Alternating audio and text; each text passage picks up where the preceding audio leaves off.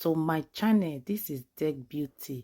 Today I want to show you how to achieve small Ankara. We call it leftover small Ankara rose gele. The material is very small. Yes, with this small material, just twist it. As you can see, just twist it. Then you will just make sure you knot it at the front, let it be tight. Then you create that rose gele at the side. You can put it in the middle, but I prefer to put it at the side.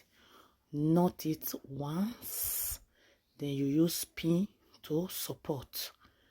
Yes guys, thank you. Check many of my videos on my YouTube channel. I have different gele tutorial, different head wrap and makeup videos.